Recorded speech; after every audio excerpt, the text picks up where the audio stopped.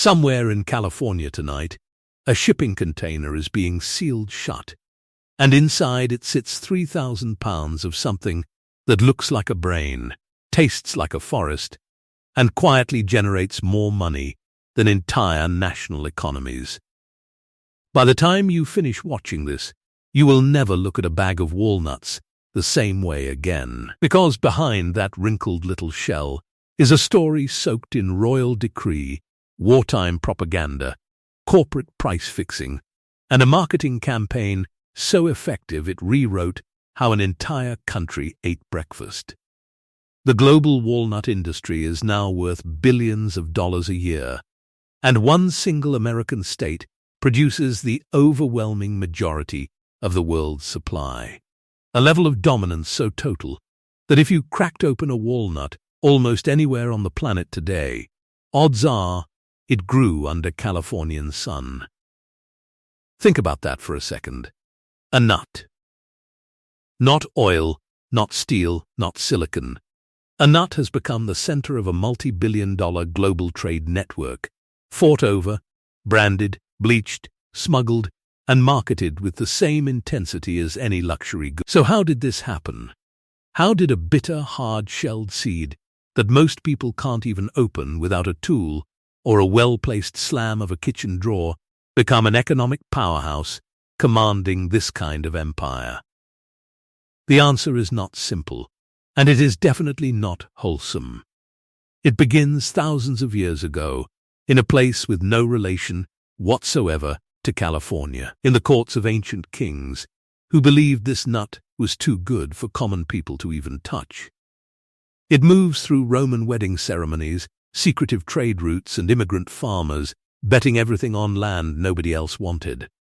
And it ends, disturbingly, with Bleach, buried lawsuits, and a whistleblower who exposed just how dark this business really got. This is the story of how the walnut escaped the palaces of Persian royalty, survived centuries of religious ritual and commercial hustling, and ended up as one of the most quietly powerful commodities in the modern world.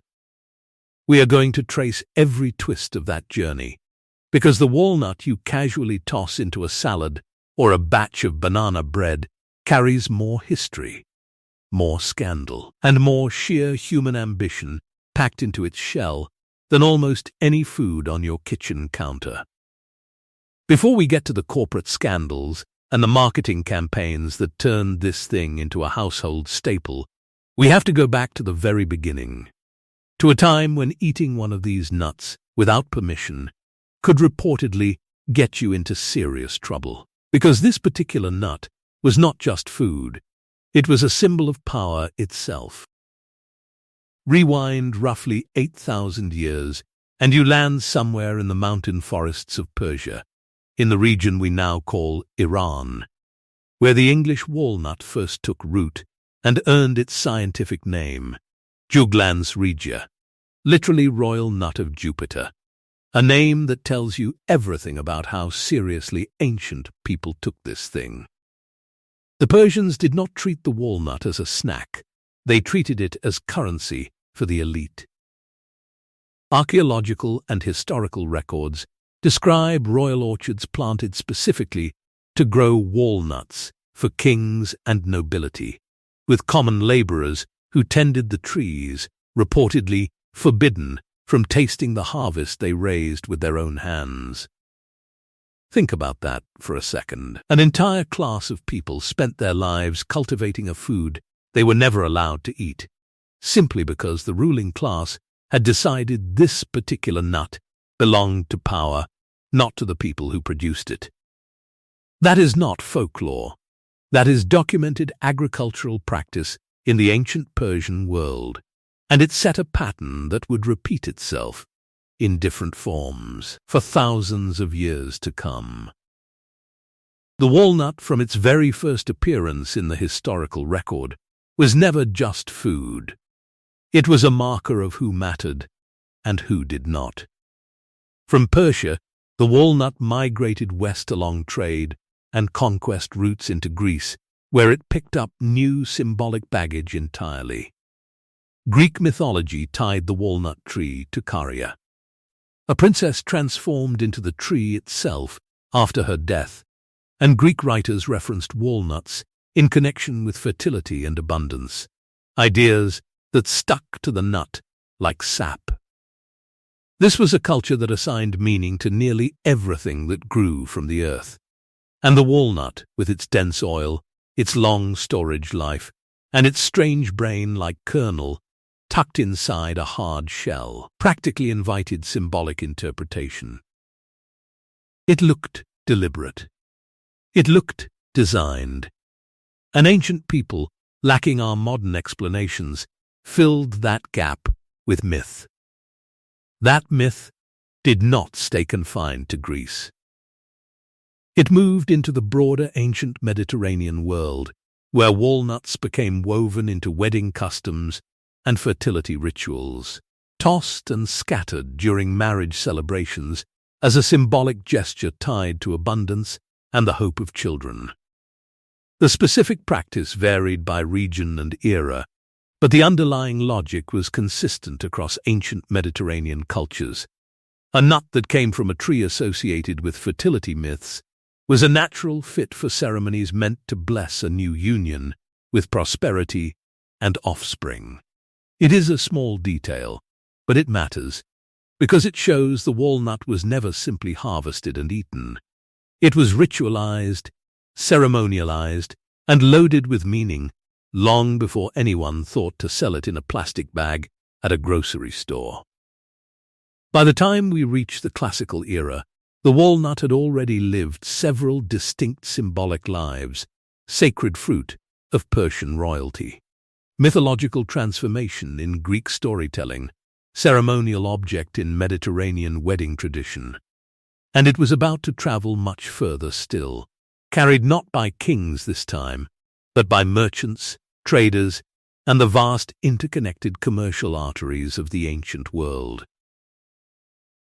So, how did a nut reserved for Persian kings end up in supermarkets from Los Angeles to London? The answer runs straight through the Silk Road, that sprawling network of trade routes stretching thousands of miles from Central Asia into the Mediterranean world, carrying silk and spices, yes, but also seeds, saplings, and grafting stock tucked into the packs of merchants who had no idea they were reshaping the agricultural map of the planet.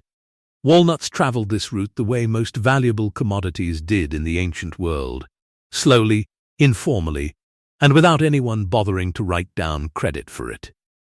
Traders moving goods between the mountain forests of Persia and the growing markets of Central Asia carried walnut seedlings alongside their more famous cargo, and those seedlings took root wherever climate allowed, spreading gradually westward across what is now Afghanistan, Uzbekistan, and eventually into the Caucasus region. This is worth pausing on, because it directly contradicts two persistent myths that still show up in casual conversation and, frankly, in a lot of lazy internet articles. The first myth is that walnuts are native to England, an idea seemingly supported by the common name English walnut, still used across America today.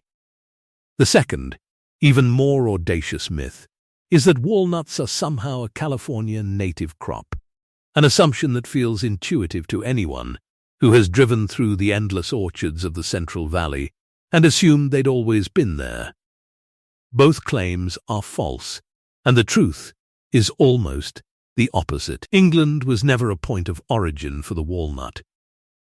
It was a waypoint, a trading hub through which Persian and Central Asian walnuts passed on their way to broader European distribution, carried by English merchant ships that dominated global trade networks in later centuries. The nut picked up the English name simply because England controlled the trade routes through which it reached other markets, not because it grew wild in an English forest. As for California, the state would not see its first commercial walnut trees for thousands of years after Persian orchards were already flourishing. A timeline gap so enormous It makes the California native myth almost comedic in retrospect. What actually happened is far more interesting than either myth suggests. The walnuts' westward migration was not a single event, but a slow accumulation of contact points, trade caravans, conquering armies, and resettled populations, each carrying trees, seeds, or grafting cuttings a little further from that original Persian homeland.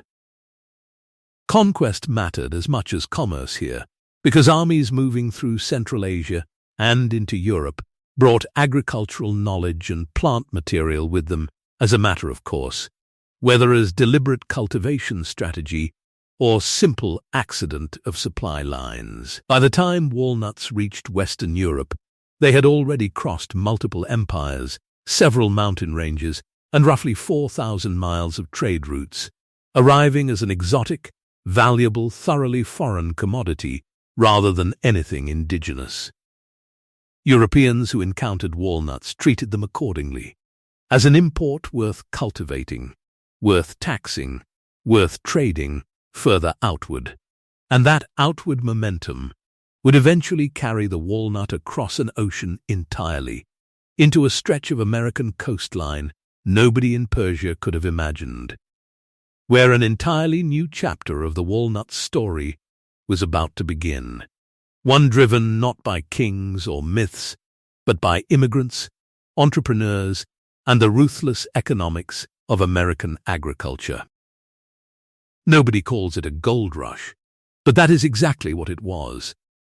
In the 1800s, waves of settlers and immigrants poured into California chasing land, and a handful of them looked past the gold panning entirely and saw something slower, stranger, and ultimately more durable than a mining claim. Dirt suited to growing trees nobody in America had ever farmed at scale. Walnut cultivation in California did not begin with a grand plan or a government subsidy.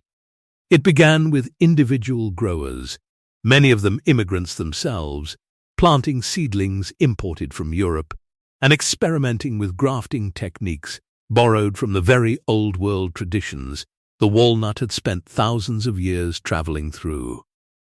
These were not aristocrats. They were farmers willing to gamble years of labor on a tree that would not produce a meaningful harvest for the better part of a decade.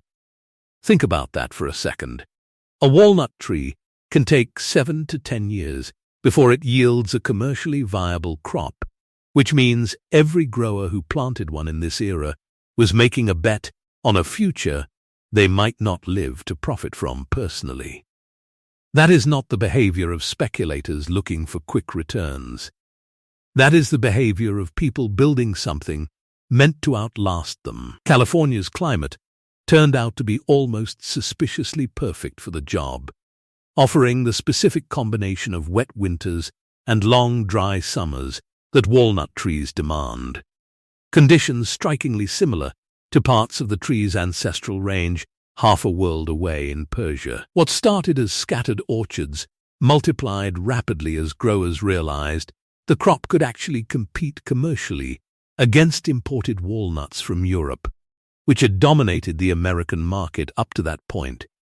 This was the quiet transformation nobody remembers, the walnut going from an imported luxury item to a homegrown American cash crop within the span of a few decades. But growing walnuts and profitably selling walnuts were two entirely different problems, and this is where the story stops being agricultural and starts being economic. Individual farmers, however skilled, had no leverage. They were price takers, at the mercy of brokers and middlemen who controlled distribution and set terms however they liked. A grower could spend a decade nursing a walnut orchard to maturity only to watch a broker dictate the price at harvest time, leaving little room for the farmer to negotiate or plan. Fragmentation was the enemy. Hundreds of small growers scattered across the state, each selling independently, each competing against one another for the same limited buyers, created exactly the kind of chaotic, undercapitalized market that outside interests could exploit. Something had to give, and by the final years of the 19th century, growers were beginning to realize that survival meant organizing, that the only way to wrestle control away from brokers was to stop competing against each other and start acting as a single unified force. That realization would not stay theoretical for long. It was about to produce one of the most consequential and least celebrated business alliances in American agricultural history. One that would take the humble, fragmented walnut trade and turn it into something closer to an empire. That empire had a birth certificate, and it was signed in 1912 when a group of California walnut growers banded together to form the California Walnut Growers Association. The logic was simple, almost primitive in its elegance.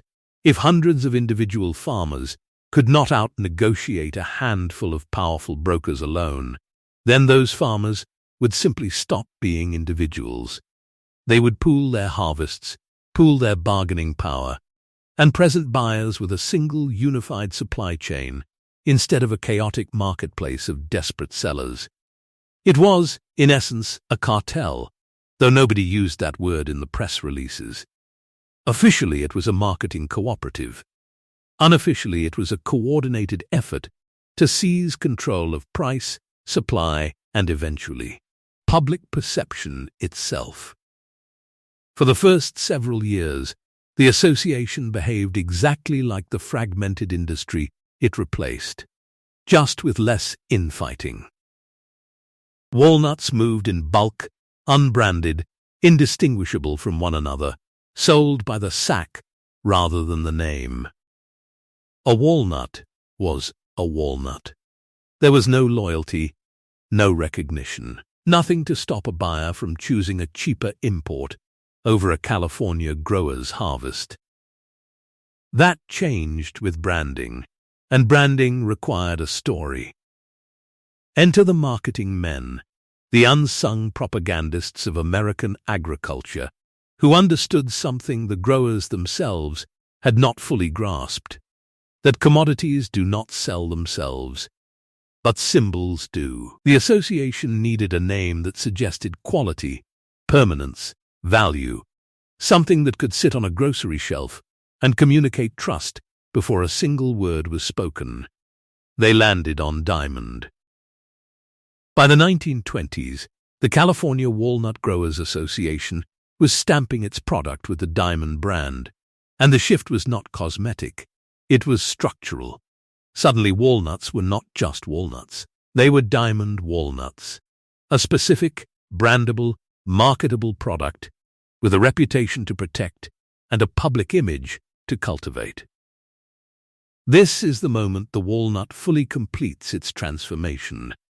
From ancient royal delicacy to Silk Road trade good, to raw agricultural commodity, to something closer to a manufactured consumer identity, advertising campaigns followed, positioning diamond walnuts as a staple of American kitchens, a wholesome, patriotic family table product, conveniently ignoring the messy economics of price coordination happening behind the label. Think about that for a second. An organization founded explicitly to control supply and manipulate market leverage successfully rebranded itself, in the public imagination, as a symbol of homely apple pie Americana. That is not an accident. That is strategy. The cooperative model gave California growers something they had never had: collective muscle. By speaking with one voice, the association could control how much product hit the market, negotiate from strength rather than desperation, and slowly push California walnuts to dominate not just the domestic market, but eventually international trade as well. The individual farmer, still doing the same backbreaking work of pruning, irrigating, and harvesting, was now a small cog in a much larger, more sophisticated economic machine, one that understood packaging and perception as thoroughly as it understood soil and irrigation. The diamond name would go on to become one of the most recognizable nut brands in American history.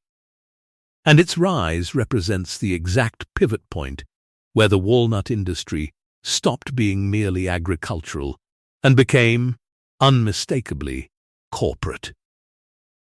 But before we go further into that corporate machinery, we need to pause on the walnut itself, because the myths surrounding this little wrinkled nut are almost as elaborate as its real history, and it is time to crack a few of them open. Let's start with the one you have almost certainly heard from a parent or a doctor. Eat walnuts because they look like little brains, and nature is leaving you a clue. It is a tidy story, the kind that spreads easily precisely because it feels clever. The walnut kernel does have two lobed hemispheres, a wrinkled surface, even a faint line down the middle. Visually, the resemblance is uncanny. But resemblance is not causation, and nature does not label its packaging. The scientific truth is both less poetic and more impressive. Walnuts are genuinely rich in omega-3 fatty acids, particularly alpha-linolenic acid, along with antioxidants and polyphenols that have been linked in nutritional research to cardiovascular and cognitive benefits. The nut is good for you, not because it resembles an organ, but because of documented biochemistry. The brain-shaped story is folklore dressed up as science, a coincidence that became a slogan, and it persists mostly because it is easier to remember than a chemical compound name. Next, the aphrodisiac claim, which stretches back centuries and shows up in multiple ancient cultures independently, from Mediterranean fertility rites to folk medicine traditions that treated walnuts as a virility booster. This is where the Greek myth of Caria intersects conveniently with old-world marketing instincts. A fertility goddess story becomes a fertility food story, becomes, thousands of years later, a bullet point on a health blog. There is no controlled historical evidence that walnuts produce any aphrodisiac effect beyond the general benefits of a nutrient-dense diet. What we are really looking at is symbolic residue, ritual association, calcified into folk belief, repeated so often across so many centuries that it eventually sounds like established fact. It is not. It is inherited superstition, still being sold. And then there is the discovery myth, the comforting national origin story every walnut-growing region seems to want for itself, whether that is a claim of English roots or an American frontier tale of pioneers stumbling upon a hidden treasure crop in California soil. We already dismantled the geography in an earlier chapter, but it is worth repeating here as a pattern. The walnut was never discovered anywhere it is now most associated with. It was carried, planted, grafted, and cultivated deliberately by people who understood exactly what they were doing, moving valuable rootstock from an established Persian cultivation tradition into new markets, generation after generation. There is no heroic accident in this story, no lone genius stumbling upon a miracle nut in a field. There is only patient, calculated agricultural transplantation, followed by very effective marketing centuries later. That is the pattern running underneath almost every walnut myth we have just cracked open. A kernel of ancient symbolic truth, wrapped in a shell of modern commercial convenience.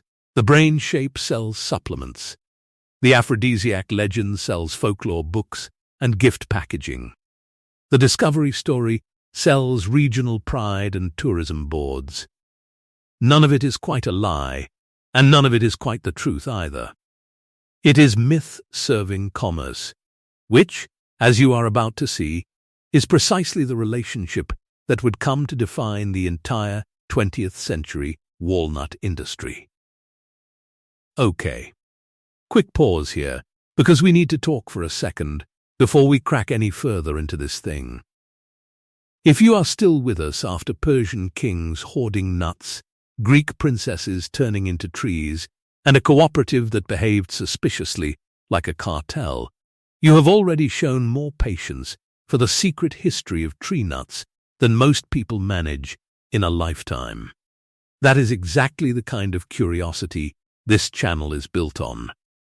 We take the object sitting quietly in your kitchen cabinet and we ask the question nobody else bothers to ask. How did you get here? And who benefited from you getting here? So if that is your kind of thing, this is a good moment to hit subscribe. Because what comes next is where the story stops being quaint. We have spent the last several minutes on myth, symbolism and folklore. The soft mythology that wraps around every food commodity to make it feel wholesome and inevitable. That was the pleasant part. The diamond brand, the smiling family at the dinner table, the patriotic packaging from the 1920s, all of it was carefully built imagery. And imagery has a way of concealing exactly what it was designed to conceal. Behind the branding sat a cooperative with genuine market control. And market control, once established, tends to attract exactly the kind of behavior that does not photograph well for an advertisement. In the chapters ahead, we are going to follow the walnut industry into the 20th century proper, into the fields where the actual harvesting got done, and by whom, and under what conditions. We are going to look at chemical treatments applied to shells to make them look more appealing on a grocery shelf, treatments that regulators eventually had questions about. We are going to look at price coordination that drew the attention of antitrust authorities and at the workers, often migrant labor, whose hands cracked open the very fortune the industry was built on while receiving the smallest possible share of it. None of this made it into the advertising. None of this made it into the wholesome family table imagery Diamond spent decades cultivating. That is rather the point. The gap between the brand and the business is where this story gets genuinely dark. And it is a gap that once you notice it, you will start seeing in a lot of places beyond the snack aisle. So stick around. We are done with kings and princesses and fertility rites. What comes next involves lawyers, regulators, exploited labor, and a scandal or two the industry would very much have preferred stayed buried under the shell. Let's crack it open. Behind every branded shell sits a field, and behind every field sits a workforce that Diamond's advertising never once photographed.